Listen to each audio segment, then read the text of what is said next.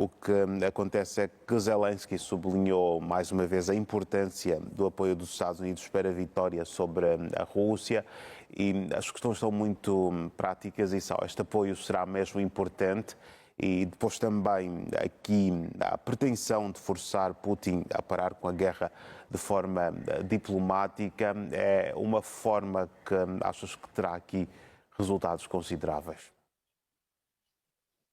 Bem, parece existir o chamado Plano da Vitória do governo ucraniano, apresentado nos últimos dias, que será depois partilhado, segundo se diz, com o presidente Biden, à margem da Cimeira da ONU, que já está em curso em Nova Iorque.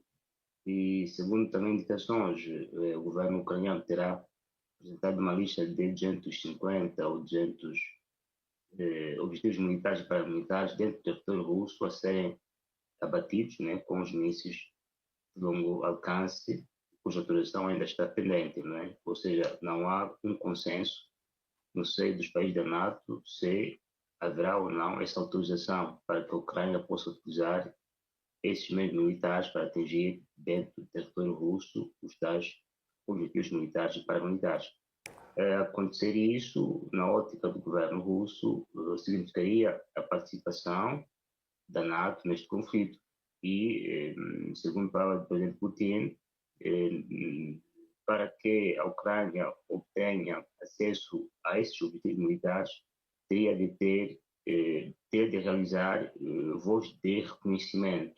E, segundo ele, a Ucrânia não tem esta expertise para realizar esses voos e, segundo concluiu, a acontecer, implicaria a participação dos países da NATO que manejariam esses equipamentos militares para identificarem estes objetivos militares para depois serem abatidos. Em conclusão, e segundo disse também à margem da reunião com os ministros de Relações Exteriores dos BRICS, é que a NATO participaria deste conflito com a Rússia. Ou seja, são constatações, podem ser verídicas ou não, mas do ponto de vista prático, que se constata desde o início deste conflito é um processo gradualista de apoio militar à Ucrânia. Por exemplo, desde a inclusão de conflitos passou, diga-se, armas ligeiras, que se dizia armas de defesa da Ucrânia, a carros armados ou tanques de guerra,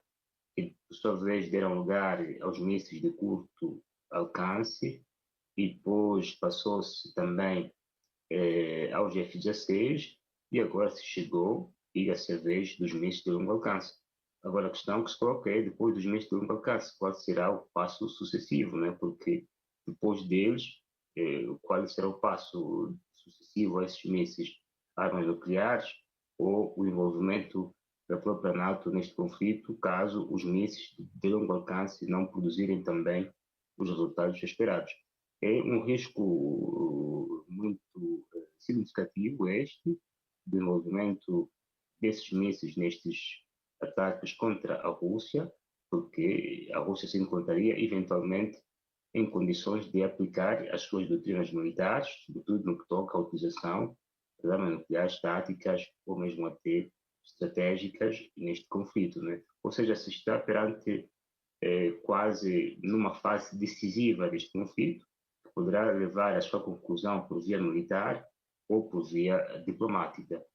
Mas levar este conflito à resolução por via diplomática através de utilização de mísseis de longo alcance, se espera que a Rússia não responda, porque se responder, só a rendição de um deles é que poderá levar a este fim do conflito. Certo.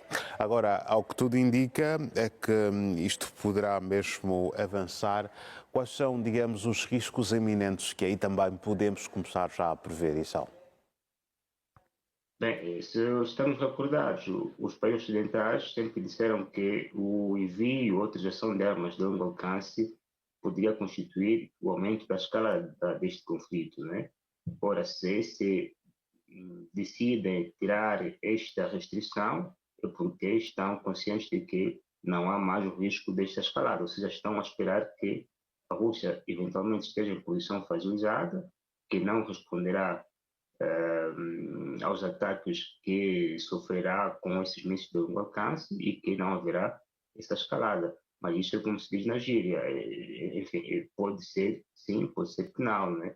O risco é mesmo este de quase obrigar a Rússia a utilizar ou a reagir da mesma maneira, o que eventualmente poderá levar à participação de alguns países da NATO neste conflito direto com a Rússia. Ou seja, os riscos são muito grandes e até diria-se perigosos, daí a importância de se resolver este conflito o mais cedo possível por via de negociações políticas, diplomáticas, antes mesmo da utilização dos mísseis de longo alcance, porque o risco é verdadeiramente bastante elevado. Certo. Isal, vamos também perceber aqui qual seria, digamos, a verdadeira perigosidade de se usar estes mísseis. Não percebi. Por que é que estes mísseis são assim tão perigosos? Bem, primeiro porque eles vão atingir, são mísseis de longo alcance, né? Quer dizer, são mísseis que têm um alcance superior a 1.000 km, a 2.000 km, e podem chegar para lá de Kursk. Imaginemos, Kursk está aí a uns 25 km da fronteira com a Ucrânia. Já um míssil de longo alcance de 2.000 km pode chegar até Moscou ou para lá de Moscou, não é? E depois também porque, pela dimensão técnica desses mísseis, eles são quase telecomandados, têm incorporados nele o sistema GPS. São mísseis inteligentes, quer dizer que podem facilmente atingir alvos pré-localizados, né? Imaginemos qualquer base militar estratégica escondida aqui e ali dentro do território russo, esses mísseis podem seguramente chegar até ali.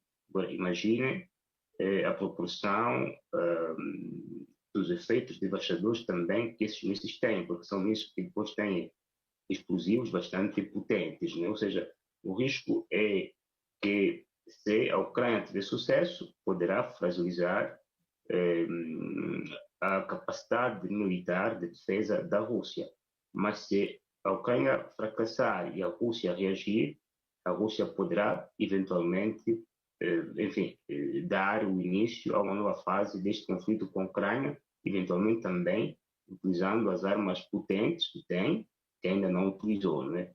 O risco é este de maior escalada deste conflito. Os países ocidentais estão confiantes, estão conscientes disso, por isso é que desde alguns meses para cá foram manifestando-se reticentes em dar essa autorização. Se tiram essa autorização, se tiram essa restrição e abrem as portas de utilização desses mísseis, é porque ou deixaram de ser cautos ou estão conscientes, confiantes de que a Ucrânia pode ter, pode rebaltar, não é?